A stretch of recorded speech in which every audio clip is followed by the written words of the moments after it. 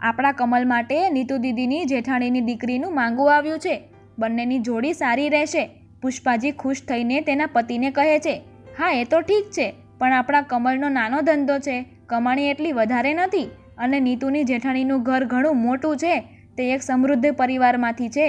તે છોકરી આ ઘરમાં રહી શકશે નહીં. મોટા ઘરની છોકરીઓનો ખર્ચો પણ વધારે હોય છે. તું આ સંબંધ માટે ના પાડી દે. ગોવિંદજીએ ખૂબ જ સરળતાથી કહ્યું. અરે એમ કેમ ના પાડી દઉં? એ લોકોને બધી વાતની ખબર છે, એટલે જ તો માંગવું આવ્યું છે. અને આપણા કમલમાં શું કમી છે? નથી ખોટા માણસોની સંગતમાં, કે નથી કોઈ વ્યસન. એક રાજકુમાર જેવો દેખાય છે. કોઈ પણ છોકરી તેના પ્રેમમાં પડી શકે છે. નીતુ દીદીએ તેને બધી વાત કરી છે. આપણે કંઈ છુપાવતા પણ નથી. જે છે એ બધું તેમની સામે ખુલ્લું છે. મને તો આ સંબંધ મંજૂર છે. પુષ્પાજીએ ફરીથી કહ્યું. પણ પહેલાં છોકરી જોઈ લે. કમલને પણ તે ગમવી જોઈએ. ગોવિંદજીએ પેપર એક બાજુ મૂકીને કહ્યું. હા હા, કેમ નહીં. કાજલ બહુ નમ્ર અને સંસ્કારી છે. તમે પણ તેને ઘણીવાર જોઈ છે. બસ વહુની નજરે મેં એકલીએ જ જોઈ છે. કાલે એ લોકોએ આપણને બોલાવ્યા છે. હું જઈશ એટલે સંબંધ નક્કી કરીને જ આવીશ. કમલને તો છોકરી જરૂર ગમી જશે. બીજે દિવસે બધા કાજલના ઘરે જાય છે. કાજલને પણ પૂછવામાં આવે છે, શું તે કમલની જેટલી કમાણી છે તેટલામાં રહી શકશે? કાજલ ખુશીથી હા કહે છે. બંનેની સગાઈ થઈ જાય છે. લગ્નની તૈયારીઓ ચાલી રહી છે. કાજલને લગ્નની ખરીદી માટે બોલાવવામાં આવે છે. તેના સાસરિયાઓ તરફથી થોડી સાડીઓ લેવાની હતી. કાજલ તેની બધી સાડીઓ ઓછા બજેટમાં પસંદ કરે છે. કાજલની સમજદારી જોઈને પુષ્પાજી ચોંકી જાય છે. કાજલ વહુ બનીને ઘરમાં આવે છે. કમલ લગ્નની રાત્રે તેને પૂછે છે, તું તો બહુ સુંદર અને પૈસાદાર પણ છે, તો પછી તે મારા જેવા છોકરા સાથે લગ્ન કેમ કર્યા? તને તો કોઈ અમીર છોકરો પણ મળી જાત. કાજલે હસીને કહ્યું, હા, અમીર છોકરો તો મળી જાત, પણ તેની પાસે માત્ર પૈસા જ હોત. પૈસા તો મારા મમ્મી પપ્પા પાસે પણ અઢળક છે, પણ તમારામાં જે ગુણો છે તે મને બીજે ક્યાંય જોવા મળ્યા નથી. તમને ખબર નથી, હું તમને ઘણા સમયથી પસંદ કરતી હતી. જ્યારે પણ તમે કાકીના ઘરે આવતા ત્યારે હું તમને જોતી હતી. તમારી વાતો અને વર્તન જોઈને હું પ્રભાવિત થઈ ગઈ હતી. તમને ક્યારેય બીજા છોકરાઓની જેમ વ્યસન કરતા નથી જોયા, કે નકામી છોકરીઓની પાછળ ચક્કર મારતા નથી જોયા. તમે બહુ જ શાલીન, સમજણવાળા અને સંસ્કારી લાગ્યા. એટલે જ મેં નીતુ કાકીને કહીને સંબંધની વાત ચલાવી. મારે પૈસા નહીં, પણ પત્નીને માન આપે એવો પતિ જોઈતો હતો. ભલે તમારી કમાણી ઓછી હોય, પણ તમારામાં ગુણોનો ભંડાર છે. કાજલના શબ્દો કમલના હૃદયને સ્પર્શી ગયા. તેને ખાતરી થઈ ગઈ કે તેણે યોગ્ય પત્નીની પસંદગી કરી છે. કાજલ ઘરને સારી રીતે અપનાવી લે છે, અને બીજી બાજુ કમલ બિઝનેસ માટે સંઘર્ષ કરતો રહે છે. કાજલ તેને પૂરો સાથ આપે છે. લગ્ન પછી તે ફરવા પણ નથી ગયા. કમલ દિવસ રાત કામમાં વ્યસ્ત રહેતો હતો. તને દુઃખ નથી લાગતું કે હું તને સમય નથી આપી શકતો? કમલે એક રાત્રે પૂછ્યું. ના, હું જાણું છું કે આ જ યોગ્ય સમય છે. આ સમયે તમે પ્રગતિ કરી શકો છો, તમારા કાર્યને વધારી શકો છો, તેને ઉચ્ચ સ્તરે લઈ જઈ શકો છો. તેના માટે સંપૂર્ણ સમર્પણ જોઈએ. વ્યવસાય આગળ વધારવો ખૂબ જ અઘરો છે. તેમાં ઘણી મહેનત કરવી પડે છે. તમે તમારું કામ કરો, હું ઘર અને મમ્મી પપ્પાનું ધ્યાન રાખીશ. કાજલે દિલાસો આપ્યો. ઘરની આર્થિક સ્થિતિ સારી હતી. ગોવિંદજીના પેન્શનથી પણ ઘર ચાલતું હતું. કમલ રાત દિવસ મહેનત કરતો હતો, પણ તેને સફળતા મળતી ન હતી. અને જે વાતનો તેને ડર હતો તે જ થયું. તેને ગ્રાહકો પાસેથી પૈસા લઈ લીધા હતા અને માલ પહોંચાડી શક્યો ન હતો. ઉપરથી કંપનીમાંથી જ માલ નહોતો આવ્યો. દરેકના પૈસા તેને પરત કરવાના હતા, પરંતુ માલ લેવા બુકિંગમાં પૈસા ખર્ચાઈ ગયા હતા. પુષ્પાજી અને ગોવિંદજી દીકરાની હાલત જોઈને દુઃખી થઈ ગયા. પુષ્પાજી ગભરાઈ રહ્યા હતા. વહુ, ફરીથી બધું શરૂ કરવું સરળ નથી. મમ્મીજી, જો માણસ દૃઢ નિશ્ચય કરે તો બધું જ સરળ છે. મને ખાતરી છે કમલ આ વખતે ચોક્કસ સફળ થશે. અને કમલને કહ્યું, કમલ, હું ભણેલી છું, હું પણ કોઈ નોકરી કરી લઈશ. તમે તમારા વ્યાપારમાં પૂરું ધ્યાન આપો. ત્યાં સુધી ઘર ચલાવવાની જવાબદારી હું લઉં છું. આપણે હવે એક દીકરી પણ છે, અને બીજા અન્ય ખર્ચાઓ પણ રહેતા હોય છે. કાજલે બધાને ખાતરી આપી અને નોકરી શોધવા લાગી. પુષ્પાજીએ એક દિવસ કહ્યું, વહુ, તું તારા મમ્મી પપ્પા પાસેથી પણ મદદ લઈ શકે છે. ના મમ્મીજી, મમ્મી પપ્પા ક્યાં સુધી મદદ કરશે? તેમણે લગ્નમાં જે આપ્યું હતું એ બધું આપણે કમલના બિઝનેસમાં રોકી દેશું, અને વારે વારે પિયરથી મદદ માંગવાથી મારા પતિના આત્મસન્માનને ઠેસ પહોંચશે. હું મારા પતિના માનને ઘટાડીશ નહીં.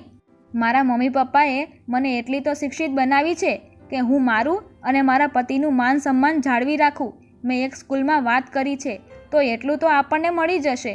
હું સવારનું કામ કરીને જતી રહીશ, બાકી ગુડિયાને સાચવવાની જવાબદારી તમારી રહેશે. પુષ્પાજી તેમની વહુની આ વાત સાંભળીને ખૂબ જ ખુશ થયા. વહુ કેટલી સમજદાર છે. બીજા દિવસથી કાજલ નોકરી પર જવા લાગી. તે સવારનું બને તેટલું કામ કરીને જતી હતી અને બાકીનું કામ આવીને પૂરું કરી લેતી. કાજલ નોકરી કરે છે એ જાણીને કાજલના મમ્મીનો ફોન આવ્યો. વેવાણજી, અમને પૂછ્યા વગર તમે કાજલને નોકરી કરાવો છો? તમારે જોતા હોય એટલા પૈસા અમારી પાસેથી માંગી લેવાતા. પણ અમારી દીકરી કેટલી પરેશાન થતી હશે. અમે તો ના પાડી હતી કે એ ઘર તારે લાયક નથી, પણ કાજલ જીદ પકડીને બેઠી હતી કે તેને કમલ સાથે જ લગ્ન કરવા છે. પુષ્પાજી કંઈ બોલ્યા નહીં, પણ કાજલ સાસુનો ચહેરો જોઈને બધું સમજી ગઈ. કાજલે તેના સાસુ પાસેથી ફોન લીધો અને કહ્યું, મમ્મી ચિંતા નહીં કરો, આજે નહીં તો કાલે તેમનો ધંધો ફરીથી ઊભો થઈ જશે અને હું મારી મરજીથી નોકરી કરું છું. મને ખબર છે તમારી પાસે ઘણા પૈસા છે, પણ હું થોડાક પૈસા માટે મારા પતિના સ્વાભિમાનને ઠેસ પહોંચાડવા નથી માંગતી. મમ્મી તમે બસ આશીર્વાદ આપો, જલ્દી બધું સારું થઈ જાય. કાજલ દીકરી, મને તારા પર ખૂબ જ ગર્વ છે. તું ખરેખર ઘરની લક્ષ્મી છે, જે ઘર ચલાવી રહી છે. મારા આશીર્વાદ હંમેશા તારી સાથે છે. કમલજીને બહુ જલ્દીથી સફળતા મળી જશે. આ બાજુ કમલ ઘરબારની ચિંતા વગર પોતાના બિઝનેસ પર ધ્યાન આપવા લાગ્યો. બિઝનેસના કામથી કમલને એક શહેરથી બીજા શહેરમાં જવું પડતું હતું. કમલ ધીમે ધીમે ધંધો જમાવી રહ્યો હતો અને એક દિવસ તે શહેરની બહાર હતો. પાછળથી ગોવિંદજીની તબિયત અચાનક ખરાબ થઈ ગઈ. કાજલે ઝડપથી હોસ્પિટલમાં તેમને દાખલ કરાવી દીધા અને કમલને આ વાત નહીં કહેવાનો નિર્ણય લીધો. વહુ, દીકરાને તેના પિતાની બીમારી વિશે જણાવવું જોઈએ. અમારો એક જ દીકરો છે.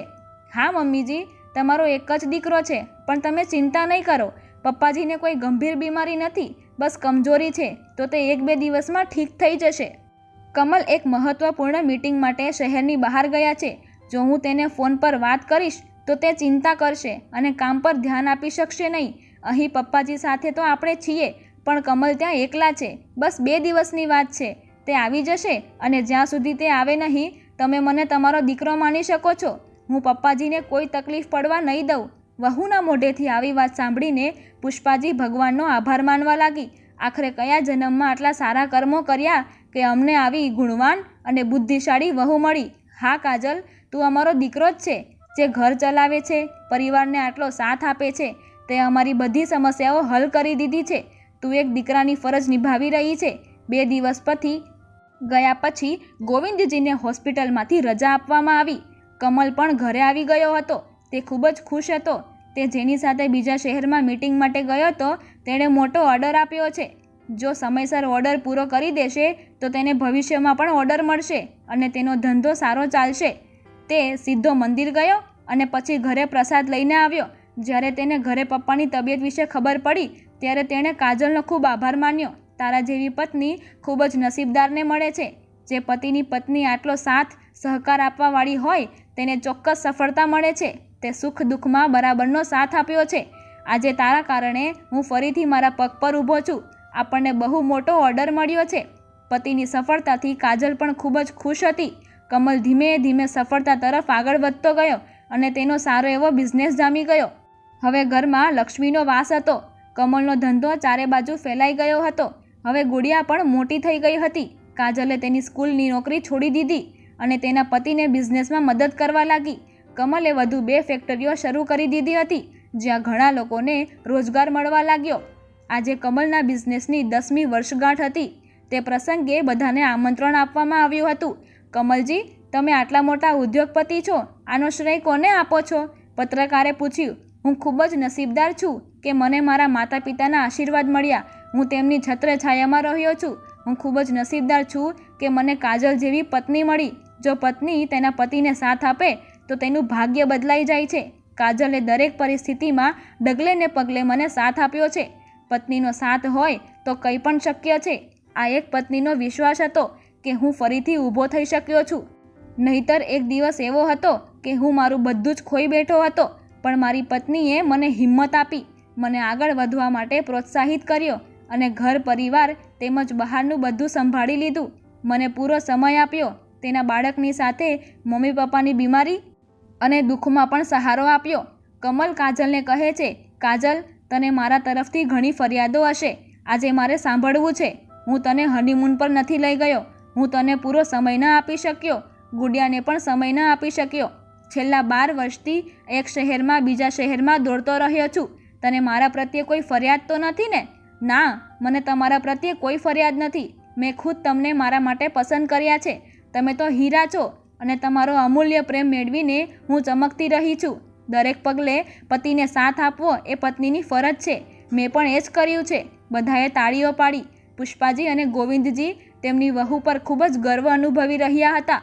દોસ્તો, પત્ની એ પતિનો પડછાયો હોય છે. જો તે દરેક પગલે સાથ આપે તો પતિ ચોક્કસ સફળ થાય છે. દરેક સફળ પુરુષની પાછળ પત્નીનો અને તેના માતા પિતાનો હાથ હોય છે. મિત્રો, તમારું આ વિડીયો વિશે શું કહેવું છે? નીચે કમેન્ટ કરીને જરૂરથી જણાવજો.